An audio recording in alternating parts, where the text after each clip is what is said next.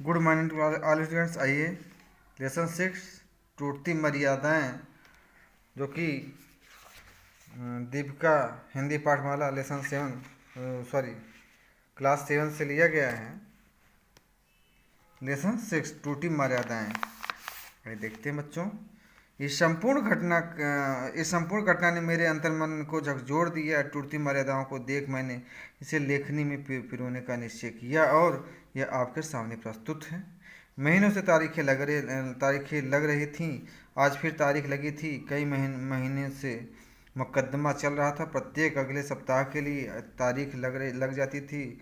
वह हर तारीख से पहले दिन वकील साहब के यहाँ अगले दिन मालूमात के विषय में अपनी शंका के समाधान हेतु जाता। वकील साहब कोई तसल्ली बस जवाब न देते, फिर भी वह किसी निश्चित समाधान और सत्य की जीत का विचार लिए घर लौट जाता। उसके मन रूपी सागर में उठते ज्वार भाटा को कहीं ठौर न था। अपनी दशा पर उससे लगता कि जैसे सारा जमाना उसके दुख को लेकर मन में ठंडक का अनुभव करता हो। आस पड़ोस, सगे संबंधियों और जानकारों की दृष्टि में वह धूर्त इंसान था। इसका कारण था उसका मुकदमा अपने पिता, माता, भाई बहन के विरुद्ध। भला माता पिता से भी कभी कोई मुकदमा लड़ता है? बस लोगों की दृष्टियाँ ही उसे इसी कारण बहती रहती थी। समय का पालन करने में उसकी सर्वाधिक शक्ति व्यय होती थी। कचहरी का 10 बजे खुलने का समय था, जबकि काम शुरू होते होते 11 बज जाते थे। भला समय पर कोई अपना काम संभाल ले तो क्या उस सरकारी कर्मचारी होने का गुमान हो सकता है? जो जितना लेट लतीफ़ वह उतना ही बड़ा और उसके उतनी ही अधिक खुशामदी। अदली 10 बजे के बाद आएगा तो क्लर्क उसके बाद, और हर एक दूसरे से बड़ा अधिकारी एक दूसरे के बाद। 11 साढ़े 11 बजे जाकर कोरम पूरा होता है। फिर आवाज़ें लगती हैं और अगली तारीख वितरित कर दी जाती है। वह तो 10 बजे से पहले ही अपने वकील के बस्ते पर पहुंच जाता। 10:15 बजे मुंशी आता और लगभग 11:15 बजे वकील साहब।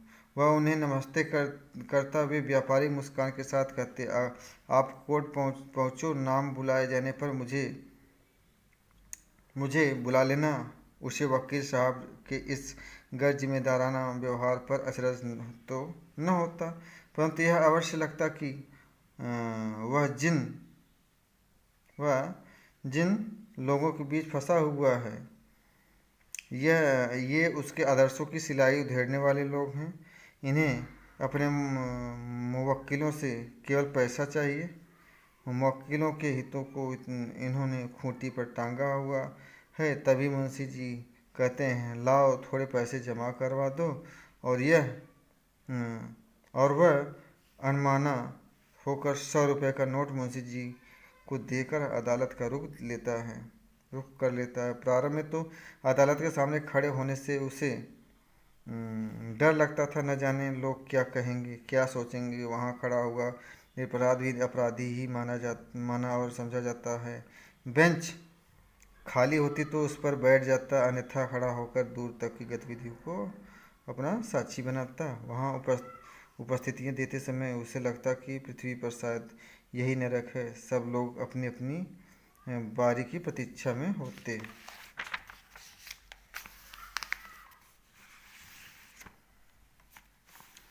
आवाज़ लगाने वाला अर्दली यमदूत से कम न लगता। उसका रुतबा भी किसी दंडाधिकारी से कम न था।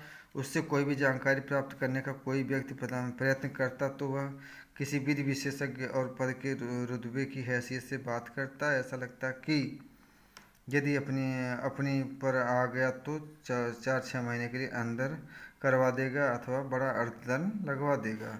दोपहर को बहुत तेज भूख लगती तो 2-3 चने बेचने वाले वहाँ नियमित रूप से आते रहते थे। उनसे चने लेकर खाता और सोचता कि जीवन की हर घड़ी पर हर पल अनपेक्षित है। कब क्या हो जाए रहस्य बना रहता है। जो माँ अपने स्तन के अमृत से बालक को जीवन प्रदान करती, वही कचहरी में झूठी शान कायम रखने के लिए सारी मर्यादाओं को छिन्न छिन्न कर सकती है। वह पिता जो अपनी उंगली थमाकर बालक को चलना सिखाए, वही अपने अहंकार की तृप्ति के लिए बेटे को जेल भेजने और उसकी संपत्ति हड़पने को आतुर हो सकता है। वह भाई जिसके सुनहरे भविष्य के सपने देख उसने उसके प्रति हर वह बात करने पर कर प्रयत्न किया जो केवल उसके ही हित में थी, आज माता पिता के साथ षड्यंत्र रचकर भ्रातृ धर्म का निर्वाह कर रहा है। जीवन में कब आपकी आस्तीन में से सांप निकलकर आपको डसने के लिए जीभ लपलपा ले, फन फैला ले, आपको इल्म नहीं हो सकता। बस यही संसार है, जो नहीं हो सकता, जो नहीं होना चाहिए वही यहाँ होता। मर्यादाएं बनाई जाती हैं और कि उनमें कोई सुरक्षित रह सके, परंतु उन्हें तोड़ने वालों की कमी नहीं है। जब भी अर्दली आवाज़ लगाने बाहर आता, तभी सभी उपस्थित जन चौकन्ने हो जाते। जिनके नाम पुकारे जाते वे भीतर चले जाते और थोड़ी देर में बाहर तेजी से वापसी के लिए लपक लेते। फिर आवाज़ लगाने अर्दली आता, फिर सब चौकन्ने हो जाते। सब थे दुखी। लोगों की नज़रों में वहाँ बैठा खड़ा हर फरियादी गुनाहगार था, परंतु हर फरियादी को अपनी गुदड़ी में छिपा दुख स्वयं ही मालूम था। वह क्रूरता और पूर्ण रूप से स्वयं को उस पर सत्ता के अधीन सौंप उसका खेल देखने को ठंडी आह भरकर सोने में निहारता। कोई फरियादी कभी हंस भी देता तो, परंतु उस हंसी में खुलापन न होता था। लगता था कोई देख रहा है। यदि हंसने का प्रयत्न किया तो इससे अधिक दुख भोगने होंगे। बेचारे को शीघ्र ही अपनी गलती का एहसास हो जाता और वह चुप हो जाता। वह इन सभी गतिविधियों का मूक दर्शक बना पत्थर सा बैठा था। तभी अदालत में लंच हो गया। 1 घंटे के लिए सबकी उत्सुकताएं चौकन्नेपन पर तो सारा पात हो गया। अभी तक उसका नाम नहीं पुकारा गया था। उसने 2 रुपए के चने लिए और वहीं बेंच पर बैठकर खाने लगा। पंडित जी तो सुबह उसे अपने रुतबे की एक झलक दिखाकर जा चुके थे। उनके साथ उनका वकील भी था, जो अदालत में कुछ काम करके पंडित जी के साथ चला गया था। उसे लगता था कि यह कहानी किसी गहरे षड्यंत्र को लेकर चल रही है और इसका अंत भी असामान्य घटना का ही होगा। इसी बीच उसका वकील अपने अन्य मुवक्किलों के साथ अन्य अदालतों में आने जाने के लिए इधर उधर से गुजरता तो उससे औपचारिकता बस पूछ लेता, और सब ठीक, आवाज़ लगी क्या? वह तुरंत उत्तर देता। वकील यह सब चलते चलते ही कर लेता है। लंच खत्म हुआ, पुनः कार्य प्रारंभ हुआ। 4 बजे और उसके नाम की आवाज़ अर्दली ने लगाई। वह तुरंत भीतर पहुंचा। अर्दली ने उसे तुरंत पेशकार की तरफ जाने का संकेत किया। माननीय जज साहब किसी बहस को सुन रहे थे। वह पेशकार के पास गया। अर्दली ने उससे 10 रुपये फीस पेशकार को देने के लिए कहा। उसने फीस दे दी। पेशकार ने रजिस्टर पर हस्ताक्षर करवाकर अगली तारीख बता दी। उसका भाग्य आज भी जहाँ का तहाँ अगली तारीख के भरोसे जाम में फंसा खड़ा था। उसने पेशकार से पूछा कि उनके विरुद्ध पार्टी तो यहाँ उपस्थित नहीं, उनका क्या हुआ? पेशकार ने कहा कि उनके वकील साहब तो दिन में 12 बजे ही अगली तारीख लेकर चले गए थे। वह बुद्धिमान हुआ।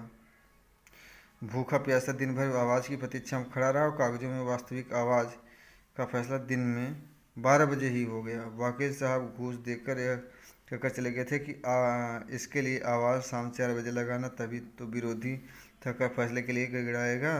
पता नहीं उसका वकील यह हुनर जानता था या नहीं, परंतु फीस तो सब कुछ जानने की ही लेता है। उसने यह वाकया जाकर अपने वकील को बताया।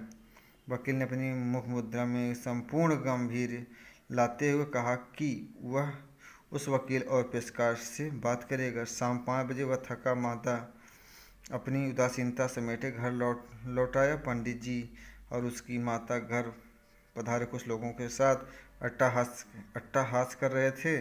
वास्तव में यह एक घरेलू विवाद था जो कुछ लोगों की शान और चटखारे के तौर पर अदालत का रुख कर गया था। वह एक अनुशासन प्रिय, अध्ययनशील और कर्तव्यनिष्ठ इंसान था, जबकि उसके पिता और भाई उसके इस आचरण पर कुठाराघात करने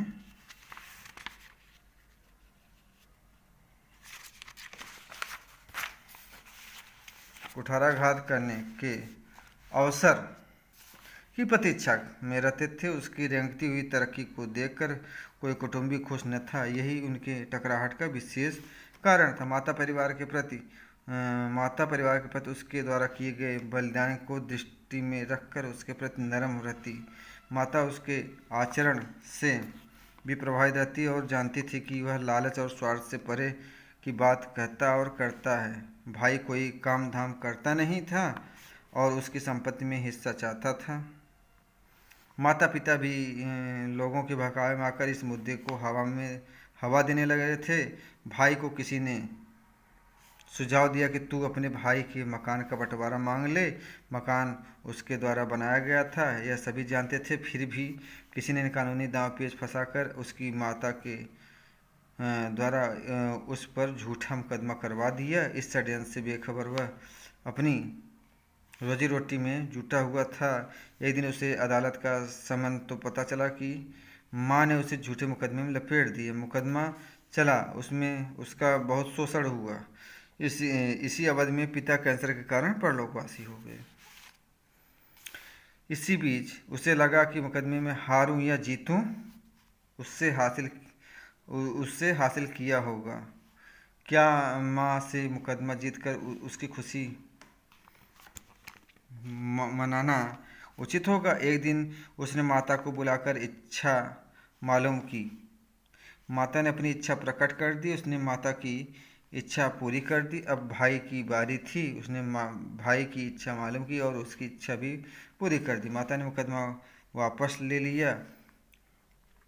वह दोनों इच्छाएं पूरी करने में अपनी बड़ी आर्थिक क्षति कर चुका था। माता पिता के इस व्यवहार ने उसे बड़ा क्षोभ दिया। उसे तो जैसे वैराग्य हो गया था। उसे ज्ञात हो गया था कि इस संसार में लोग अपने हितों स्वार्थों की पूर्ति के लिए जीवन व्यतीत करते हैं। उनकी परस्पर आधारित अपेक्षाएं होती हैं, जिनकी पूर्ति न होने पर अहंकारवश वे एक दूसरे का अहित करते हैं। वास्तव में पालन करने से ही कोई पिता नहीं हो जाता जब तक पितृत्व का भाव न हो। पालन पोषण करने से, जन्म देने से ही कोई माता नहीं हो जाती यदि मातृत्व भाव न हो। चिड़िया अपने चूजे को चुग्गा खिलाती है, परंतु यह अपेक्षा नहीं रखती कि वह बुढ़ापे में अपने चुग्गा देगा या घोंसला बनाकर देगा। जब तक चूजा उड़कर दूर नहीं चला जाता, उसका मातृत्व उसके जीवन को पोषण देता रहता है। केवल मनुष्य ऐसा है जो पुण्य भी करता है तो स्वर्ग प्राप्ति की अपेक्षा में। यहाँ सब लेन देन का भाव रखते हैं और दूसरों को तर्क और नैतिकता के नियमों में बांधते और परखते हैं। वे स्वयं पर कोई नियम लागू नहीं करते हैं। उसे लगता है कि यहाँ सभी मर्यादाएं तोड़ने के लिए बनाई जाती हैं। इसके रचनाकार सदानंद जी हैं। तो बच्चों, आज का क्लास यहीं पर समाप्त होता है। अगले क्लास मिलते, तब तक नमस्कार।